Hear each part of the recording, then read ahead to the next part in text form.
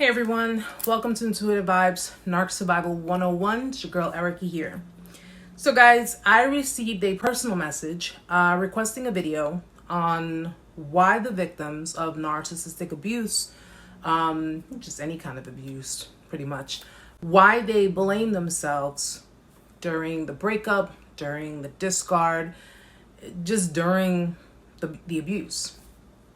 Well, you guys know me. I like to just basically keep it straight with you, no chaser, and just be very, very simple with it.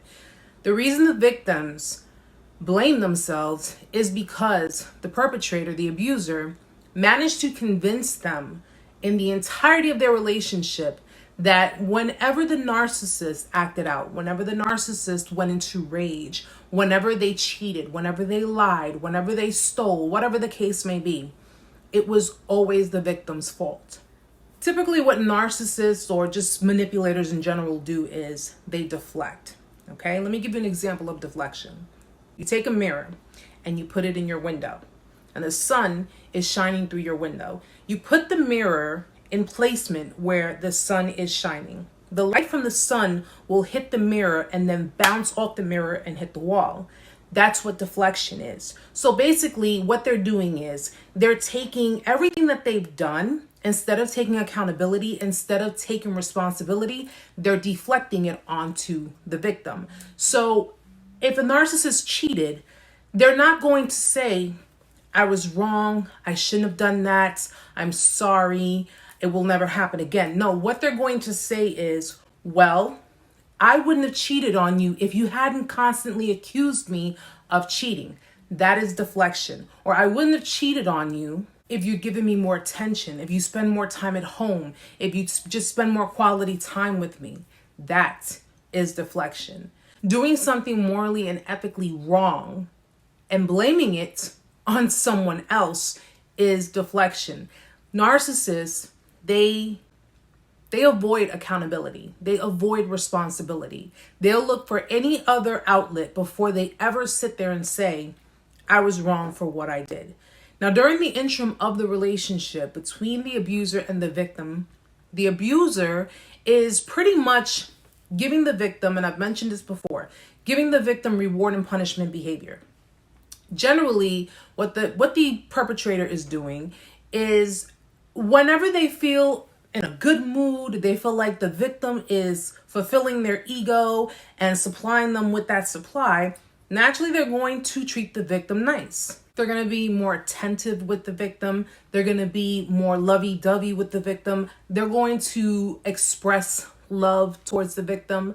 But when the narcissist is not receiving their narcissistic supply, if they're not receiving the attention or the affection that the victim would give to them on a consistent basis, or if the narcissist is just having a really shitty moment or whatever the case may be, then they'll take it out on the victim. This is where the victim is taking it as, I'm doing something wrong. What did I do wrong? That is instantaneously embedded in the victim's mind because one minute the narcissist is being sweet, loving, and caring. Next minute, the narcissist is being brutal, harsh, and just callous. So during the interim of the relationship with that type of behavior, it confuses the victim to believe, well, they're acting in a harsh, rough, disturbing way with me because I'm clearly doing something wrong. Because whenever I'm doing something that is appeasing the narcissist, appealing to the narcissist, or, well, the victim's not thinking of it as I'm stroking their ego, but the narcissist, however, is, whenever I'm giving them attention, whenever I'm doing things that they want me to do, whenever I'm fulfilling whatever it is that they want, then they're really nice to me. They're really sweet to me. So I guess I need to just, and this is when the victim starts to walk on eggshells. Well, I'm going to avoid trying to make the person mad. I'm going to avoid doing whatever it is that I do wrong because the victim believes this. And why is that? Because the abuser has programmed it in their mind.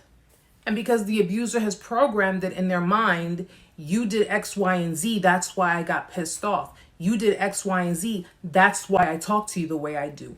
you did X, Y, and Z, or you didn't do X, Y, and Z, and that's why I lied to you. That's why I cheated on you. That's why, you understand? So the abuser is pretty much programming into the victim's mind that everything that they do, everything they do that we know is wrong, they blame the victim for them doing these things.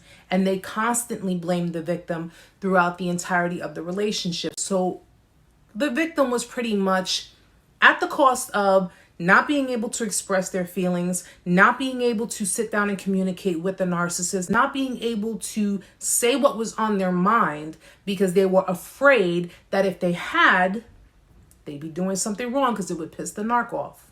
The victim just decided to comply with the narcissist because they didn't want to lose the narcissist. Because, of course, during the relationship, though the narcissist was giving very little in the relationship, they gave the impression, the illusion that they were giving the maximum, that they were putting in all their effort, that they were doing everything possible to make the victim happy. When the reality was, it was the other way around. The victim was the one doing all the work. The victim was the one putting in all the effort. The victim was the one who was in full compliance with the narcissist, while the narcissist pretty much stayed in the driver's seat, took full control, managed to manipulate the victim to believe that my way or the highway is the best way to go.